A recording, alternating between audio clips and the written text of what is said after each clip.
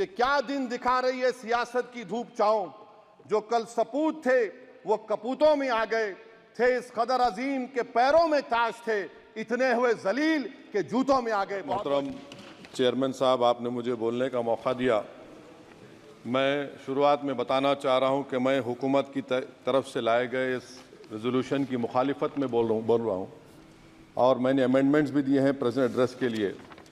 और चेयरमैन साहब, आप उर्दू को जानते हैं, किसी एक शायर ने शायद बरसर इख्तिदार जमात के लिए ये शेर कहा होगा कि उसूल बेचकर मसनद ख़रीदने वालों, निगाह अहले वफ़ा में बहुत हक़ीर हो तुम, वतन का पास तुम्हें था ना होगा कभी, कि अपने हिर्स के बंदे हो बेज़मीर हो तुम, इज़्ज़त नफ्स किसी शख्स की महफूज नहीं, अब तो अपने ही निगहबानों से डर लगता है, डंके की चोट पे जालिम को बुरा कहता हूँ, मुझे सूली से न जिंदानों से डर लगता है।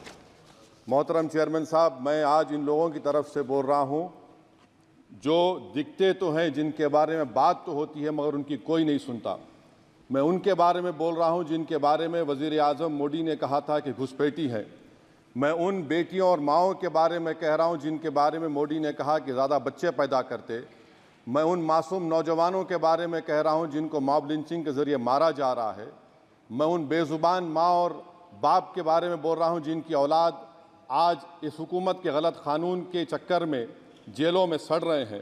सर, मैं दस्तूर जब इस ऐवान में बन रहा था, संविधान बन रहा था, तो उस वक्त अलहदा वोटर लिस्ट और इंतखाबी रिजर्वेशन की बात आई, तो उस वक्त के हमारे फाउंडिंग फादर्स ने, हमारे बुजुर्गों ने, दोनों समुदाय के हिंदू और मुसलमानों ने फैसला किया कि हम इस पर राज़ी नहीं होंगे। बल्कि उन्होंने क्या कहा था हमारे फाउंडिंग फादर्स ने, उन्होंने मुखालिफत की थी अलहदा वोटर लिस्ट की और इंतखाबी रिजर्वेशन की। उन्होंने कहा था, I quote sir, it is the duty of majority community to ensure that minorities are elected in the representative numbers. BJP मुसलमानों की नफरत पर जीतती है और मुसलमानों के नाम निहाद मसीहा मुसलमानों के 90% ज़्यादा वोट हासिल करते हैं, मगर फिर भी इस ऐवान के दरवाजे नहीं खुलते मुसलमानों के लिए और सिर्फ 4% मुसलमान जीत कर आते हैं।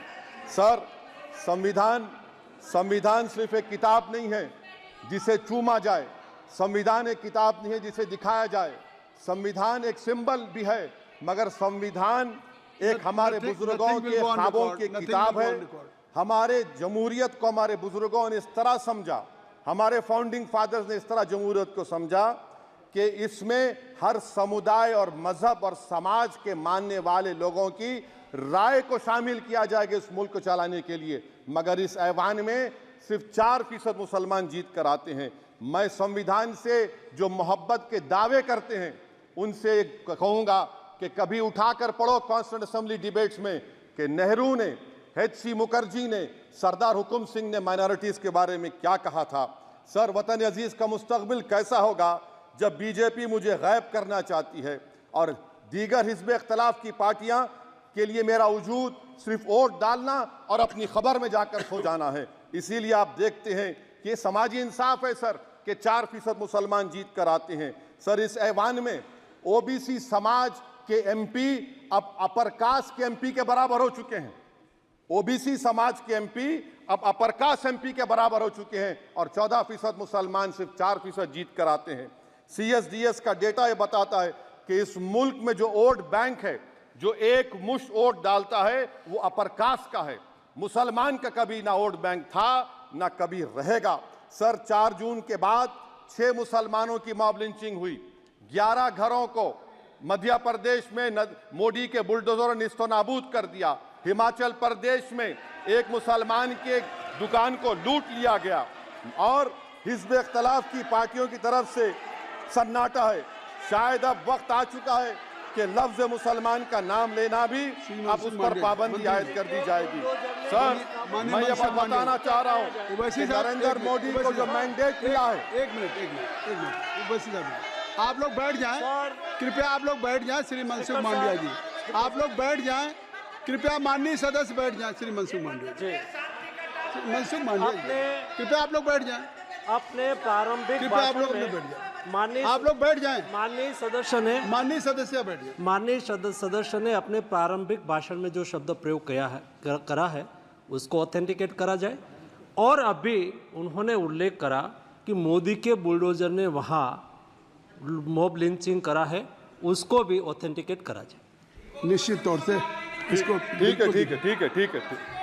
ठीक है। उवैसी साहब जब भी कोई बात नहीं सर, आप चेयर पर बैठे हैं जी, इसलिए आप मंत्री जी को पेट में दर्द हुआ, माशाल्लाह, शुक्रिया उनका। नहीं, तो सर मैं ये बोल मंत्री की रहा था, जवाबदेही है अरे ये नहीं, मंत्री इससे की बुरी बात क्या है? पेट में दर्द हो सकता है। वो दर्द ये सब ठीक अच्छा, है। दर्द हुआ, चलिए दर्द हुआ, दिल का दर्द हुआ। तो सर, जो नरेंद्र मोदी को मैंडेट मिला है वो सिर्फ और सिर्फ मुसलमानों की नफरत पर और हिंदुत्व की वजह से मिला है। I would like to say it is not Modi's in dock, but every single person voted him despite his anti Muslim voice. And I would like to tell the opposition parties, this is not a moral victory for you, this is a victory of majoritarianism. Everyone should contemplate and do introspection. Why is it that the OBCs and the upper caste are getting their due representation? Why are the Muslims not getting? Are we here only to vote for you and not to get elected? If that is the case, please tell us that we are only here to vote for you. Sir, आज भारत के आधे नौजवान बेरोजगार हैं और रोजगार की तालाश, बेरोजगारी का आलम यह है सर कि मोदी सरकार के 5 साल में 75 लाख एस्पिरेंट्स की जिंदगी बर्बाद हो गई, 6 पेपर लीक हुआ। बेरोजगारी का आलम यह है सर कि रशिया जा रहे हैं, वहां जाकर अपनी जानों को दे रहे हैं। बेरोजगारी का आलम यह है कि नरेंद्र मोदी रोजगार का कैंप चलाती है नौजवानों के लिए कि तुम इजराइल में जाकर काम करो, उनको कैनन फॉडर बना रही है ताकि फलस्तीनियों की जायदादों को हड़प कर सकें। ये भी कंक्लूड कर। अरे सर, मेरा टाइम है। कहाँ टाइम है सर? आप ये टाइम ले लिए मेरा। सर मैं 2 मिनट दीजिए। ये विश्वगुरु की पॉलिसी है। इजराइल को 27 टन हथियार जा रहा है। 9 मिलियन भारत के लोग गल्फ में काम करते हैं, क्या असर पड़ेगा? 47,000 इजरायली फलस्तीनी मार चुके हैं। क्या है हमारी पॉलिसी सर? क्यों हथियार दे रहे हैं सर? नस्लकशी हो रही है। सदर जमहूरिया के खुतबे में राष्ट्रपति के सर, मैं उसी पे बोल रहा हूं सर, उसमें लिखा हुआ है फॉरेन पॉलिसी के ऊपर, आप पैराग्राफ नंबर 25 देख लीजिए। सदर जमहूरिया में सैचुरेशन अप्रोच है। क्यों नहीं मोदी सरकार माइनॉरिटीज को तीनों स्कॉलरशिप को डिमांड करती है सर, उसको आपने बजट कम कर दिया। सर, बनारस का बुनकर 18 महीने से मंडी का शिकार है, सूरत और बेंगलुरु जा रहा है। सर आखिरी बात कंक्लूड कर रहा हूं, आखिरी बात सर, पनून केस में निखिल गुप्ता, मोदी ने कहा था कि हमने घर में घुसकर मारा, तो निखिल गुप्ता को किसने ऑर्डर दिया था पनून को मारने का? अगर नहीं दिया तो उसको बचाइए, और अगर दिया नहीं तो फिर उस पर पीएमएलए क्यों नहीं लगाते? और सर समाप्त करो। कमेटी बनाई आपने, उसका क्या हुआ? सर, हम एससीओ को नहीं जा रहे।